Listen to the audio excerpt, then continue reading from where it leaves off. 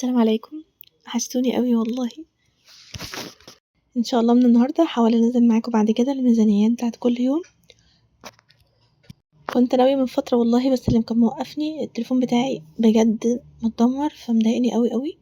مش عارفة أصوّر، باكسّل أصوّر بقى وباكسّل إن أنا أشتغل والله بجد على القناة بسببه، الله المستعان كده. زائد إن ولادي ال3 النهارده الفترة دي قصدي كانوا تعبانين خالص، فنازلة طالعة مشاوير بقى، ورايحة أكشف هنا ورايحة أكشف هنا ورايحة أكشف هنا، فبجد يالّا كانت فترة صعبة الحمد لله عدّت على خير. بما إن النهارده أنا كنت عايزة أعمل يومية بسيطة كده، فالنهارده هاعمل الفطار والغدا وشوية مشتريات منظفات، كل حاجة ب50 جنيه. تعالي نشوف إيه اللي حصل. بُصّي العيش ده بجد تحفة جدًا، إن شاء الله هاصوّر معاكم الطريقة من أولها، بس أنا عايزة أقول لكم العجين والله بيبقى سهل أوي، العيش ده بس عشان ينجح أهم حاجة إن أنتِ تخمّريه كويس أوي في كذا مرحلة، يعني ساعة العجين وساعة التكوير وساعة الفرد. المهم خلّينا في الخطوات والتركة بتاعة التسوية يوم ما أنا هاصوّره إن شاء الله هانزّل لكم كل حاجة. بالنسبة للمشتريات هنا أنا اشتريت الشاور ده بقيت أعتمده خلاص، ما بقيتش أشتري صابون وِش خالص. هاكمل لكم، بس إيه رأيكم في الorder ده بتاع النهارده؟ كان order طالع لوجه الله، بجد كان حلو أوي، دي بطاطا كان معمول منها لينا برضه دُقتها كانت بجد تحفة جدًا، بطبقة كريم بورليه وعليها صوص خفيف كده من الكراميل، لإن هي كانت مسكّرة مرضتش أزوّد، كانت طالعة لوجه الله بجد كل اللي خدها بعد كده يشوفوني يقولوا لي: "إيه ده هي إيه دي؟" وعجبت الناس أوي بجد الحمد لله. وحاجة مفيدة هي بطاطا وطبقة الكريم وطبقة بسيطة أوي من الكريم كراميل. بالنسبة للغدا الأول هاكمّل لكم موضوع ال الشاور، كيس الشاور اللي أنتم شفتوه السايب دوّة، ده شاور بقيت أشتري السايب ب10 جنيه. على فكرة أنا من الناس اللي أنا لو حتى جرّبت حاجة وطلعت نفعتني جدًا وموفّرة معايا وعجبتني وكل حاجة، برضه باحب أجرّب حاجة تانية، لإن والله العظيم بتطلع الحاجة اللي أنتِ فاكراها أحلى حاجة بيبقى في أحلى منها. فأنا من عادتي ماشي ممكن هاستمر، أنا عرفت إيه الحلو، بس برضه باحب يعني أجرّب مرّة كده اللي هو أشوف يمكن تكون الحاجة دي أفضل، لإن حصلت معايا كده كتير حاجة أبقى معتقدة إن هي دي أحسن حاجة والاقي أحسن. فأنا قعدت فترة باشتري أكياس شاور اللي هي الصغيرة خالص ريحتها كانت جبارة، وكان الكيس مش عارفة كان بجنيه ساعتها، غِلي دلوقتي بقى ب3 جنيه، وكمان ما بقيتش ألاقيه، وكمان صعب الكيس ساعات بيتدلق مش عارف إيه وكده. ماشي يا حور. فأنا جيت في يوم كنت باتكلم مع واحدة صاحبتي باقول لها نفسي أجرّب فريدة ده، وكل ما آجي عقبال ما آجي أشتريه ألاقيه غِلي. فعلًا حصل والله شاور فريدة ده كل ما آجي أنوي أشتريه إن شاء الله وأقول إيه خلاص الحمد لله هاجيبه، اللي هي العبوة الصغيرة خالص، ألاقيه غِلي. فقالت لي أنا جايباه والله بُصّي شميه، فشممته لي لقيته هو بجد حلو جدًا، بس هي الإزازة بتاعتها كانت خلصت خلاص فادّتها لي. قُلت أنا أبقى أجيب فيه اللي هو السايب بقى مش مشكلة يعني، طلعت هو ريحته حلوة جدًا بس عادي زي السايب يعني فاهمين قصدي؟ فخلاص اقتنعت إن أنا خلاص مش هاجيبه، خدت الإزازة بقى عشان بعد كده أنا أجيب الشاور السايب ده أحطه فيها ببامب كده أهو، هي إزازة الشاور دي، في مرة أبقى أوريها لكم وأنا بافضيه فيها. المهم فجبت ب10 جنيه شاور بقى أنا سايب خلاص بقى مش عايزة خلاص مش عايزة فريدة، جبت ب10 جنيه مَلِت الإزازة اللي هي فريدة دي أصلًا المهم إن هي المفروض سعرها مش غالي ب120 جنيه لتر، لأ أنا جبت ب10 جنيه مَلِت يعني أقل من نصها بحاجة بسيطة. وباستغنى بقى عن صابون الوش، خلاص مش محتاجة صابون وش كده بقى ويبل بقى وعندي بنتي ساعات بتخش تلعب حتى تحسيه أنعم، ولا يعمل أثر على الحوض ولا الكلام ده كله، بجد أحسن 100 مرة اللي هو الشاور لما يكون عندك بامب. انتِ ممكن تشتري بالنسبة لِك إزازة شاور مرة وبعد كده تبقي تجيبي شاور سايب تمليه، والله جودته عالية جدًا وحلو أوي وريحته فظيعة، بتنّاها حتى في الحمام نغسل إيدينا كده عادي فترة كبيرة. طبعًا ما أعرفش اسم الشركة بس أي حد بتاع منظفات عنده. أنا بقى باعمل إيه كمان، كل مرة باشتري مثلًا هي بتقعد معايا شهر ب10 جنيه، تخيلي بتقعد معايا شهر، فباشتري من كل شهر من حد ب10 جنيه، مش شرط نفس الحد لإني باحب أجرب زي ما قُلت لكم. في مرة اشتريت بريحة تندر، في أصلًا برفان اسمه تندر، بجد كانت فظيعة حلوة أوي بس ما لقيتوش المرة دي. بالنسبة بقى أنا كمان اشتريت كيس باهي ب15 واشتريت كيس المناديل اللي أنا كنت مصوراه معاكم ده عشان أحطه في شنطتي، لإن الفترة دي كنت نازلة طالعة، نازلة طالعة، فكنت محتاجة دايمًا مناديل في شنطتي لإن هُم أصلًا كمان عندهم برد. ومن غير كده أنا باحب أحط في شنطتي واحد من ده، ومرة تانية أشتري واحد اللي هو المناديل المبللة، عشان طبعًا بنتي كلت كيكة، كلت حاجة ما أعرفش إيه اتبهدلت، واخدة لهم معايا ساندوتشات ما اعرفش إيه، باقوم ماسحة لهم إيديهم بالمناديل المبللة والمناديل اللي هي التانية، فدايمًا باخليه في شنطتي حتى لو ما باخرجش، يوم ما باخرج ألاقيه في شنطتي كذا. المناديل كان الكيس ب5 جنيه والشاور ب10 كده 15 وكيس الباقي ب15 كده ب30. كل ما بتكتري كيس الرص بيكون أحسن وأوفر، بس هو الميزانية بتاعتي النهاردة كانت 50 جنيه. ما تنسوش إن أنا مش حاسبة النهاردة الدروس والحاجات دي كلها، أنا شايلاها على جنب، فاللي فايض معايا أو الأقساط والكلام ده كله فايض معايا 50 جنيه، فبالنسبة لي حلو جدًا، جدًا، جدًا. بالنسبة للفطار عملت بقى زي ما باقول لكم العيش ده أنا كنت كسلت أصوره لإن التليفون كان مهنج وكانت الفجر وعايزة أخلّص عشان يخمر وبتاع والحق ياخدوه معاهم المدرسة، فأنا المهم عملت منها ساندوتشات جبنة، يعني عملت عيش شامي أنا في البيت زي ما وريته لكم وحشيته لهم جبنة واديتهم معاهم خيارة، الحاجة اللي برضه باحبها أخلّيها في البيت على طول الجرجير والخيار والفلفل الرومي،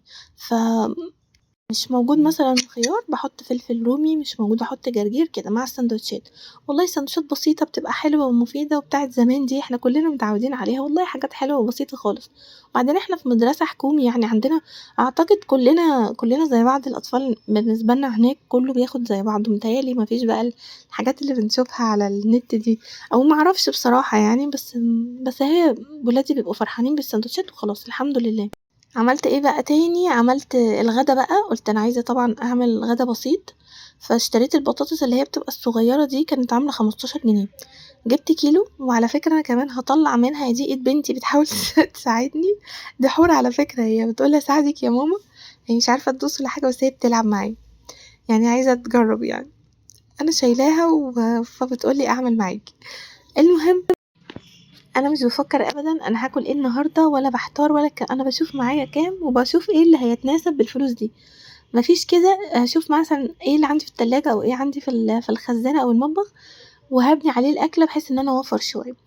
وما باحبش برضه أركّن أوي، أنا امبارح كنت عاملين فول بقوطة ما اتاكلش كلّه فهاخده وأحطه أسخّنه إن شاء الله النهارده هاستخدمه في الغدا، فهو جاهز فول بقوطة أهو هاسيبه بس دلوقتي أسخّنه، بس قُلت أوريه لكم عشان هاحطه على الغدا برضه. وكان عندي جرجير كنت اشتريته ملقتش مية فالمهم شيلته في علبة كده المية كانت قاطعة قُلت النهارده اغسله كنت شارياه برضه امبارح معرفناش ناكله لإن المية كانت قاطعة، فقُلت خلاص هاغسله النهارده إن شاء الله وناكله. هنا أنا كنت عملت شوية توم على شوية فلفل عشان البتنجان، بالنسبة للغدا صح أنا قُلت هاعمل إيه فاضل معايا 20 جنيه فهاعمل إيه بالغدا 20 جنيه قُلت خلاص نعمل بطاطس مهروسة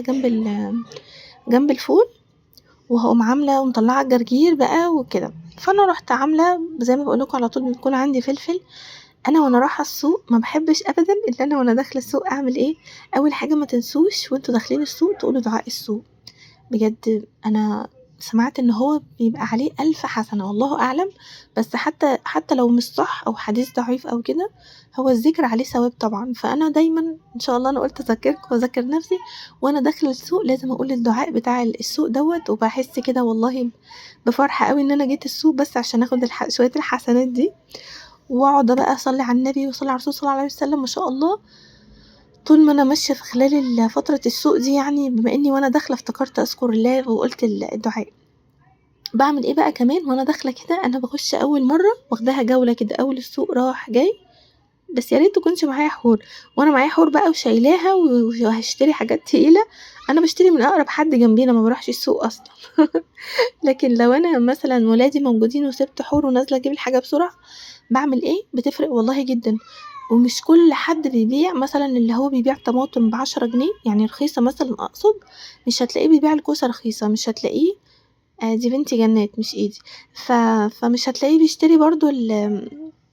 هتلاقيه قصدي مش بيبيع الجزر رخيص، البطاطس رخيصة لأ، هتلاقي كل حد عنده صنف واحد ممكن رخيص، وحد تاني عنده الصنف التاني رخيص، فأنا باعمل إيه، باخش السوق وأقوم داخلة من أوله لآخره، بس أشوف الأسعار وأتفرج كده مين عنده الحاجات نضيفة، مين حاجات عنده كويسة، مين ناقص شوية خضار ممكن أقدر أنقي منه، مين عنده مثلًا فاكهة برضه منقوضة ممكن بتبقى رخيصة ونضيفة جدًا بس هو خلّص، كل حد عنده حاجة مناسبة أنا خلاص جمّعت الأفكار وأنا ماشية وخلاص كده أنا عارفة أنا هاروح فين وهاشتري إيه، أنا عرفت الأسعار إيه وإيه اللي هيناسبني ومعايا كام أروح بس خلاص هاشتري بقى اللي أنا عايزاه، هاشتري من ده الكوسة، هاشتري من ده الطماطم، هاشتري من ده البطاطا، خلاص باجمّع، ولو هاشتري حاجة واحدة تقيلة من عند حد باسيب له الشنطة أروح أجيب الحاجة وأقوم واخداها منه وأقوم ماشية بقى بعد كده. ده أنسب حل والله، إن هو بيخلّيكِ تشتري الحاجات بجد رخيصة، بدل ما هو اللي اتعلمت الحركة دي من إيه، إن أنا كنت أشتري الحاجة والسوق ما شاء الله طويل جدًا، أشتري الحاجة مثلًا داخلة جوّه أبُص ألاقيها رخيصة، أقول يا خبر! ده أنا شارياها مثلًا ب5 جنيه وهي هنا ب3 مثلًا يعني، فلأ اتعودت إن أنا أعمل كده. فكل اللي أنا جبته النهارده كيلو بطاطس كانت عاملة 15 جنيه عشان هي كانت صغيرة، ما دام أنا جايباها كده هاسلقها، فأنا خدتها سلقتها وهاعمل منها اللي هو الصنف دوّة، عشان أنا عندي خضرة وعندي فلفل. لو أنا مش عندي هاعملها على حسب الطريقة اللي عندي بيض هاعملها ببيض، عندي مثلًا زبدة هاعملها بزبدة، ما عنديش هاجيب حزمة بقدونس بتكون رابعة بيها وبسيطة ومش محتاجة فلوس، مثلًا مش معايا هاعملها بكمون، على حسب يعني. فأنا والله النهارده الغدا فعلًا العيش أنا كنت جايباه كنت هاقول لكم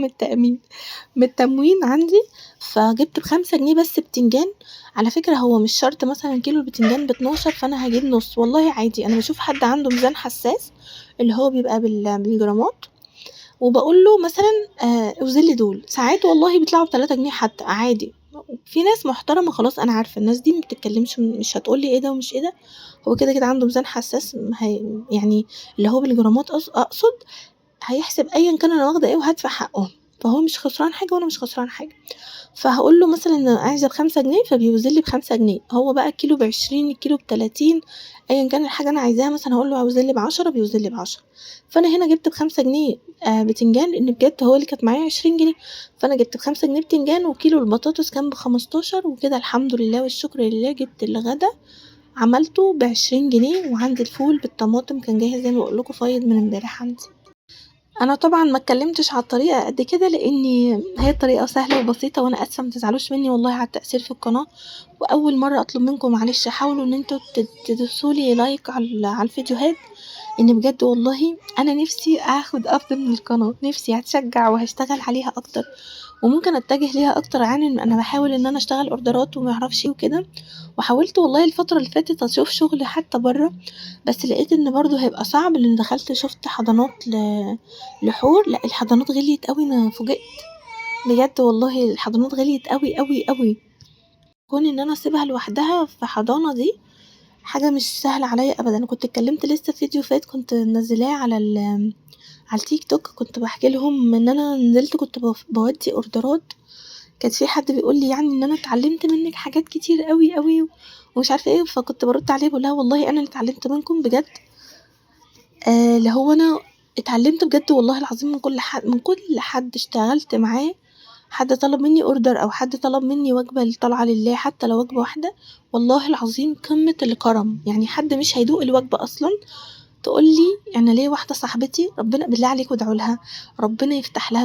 بيبان رزق يا رب ويطمن قلبها يا رب ويرزقها الزوج الصالح يا رب اللهم آمين، والله العظيم قد إيه جميلة، تقول لي حطي مثلًا أحلى حاجة، بُصّي بتختار أحلى حاجة وأغلى حاجة وأنضف حاجة وأكتر حاجة،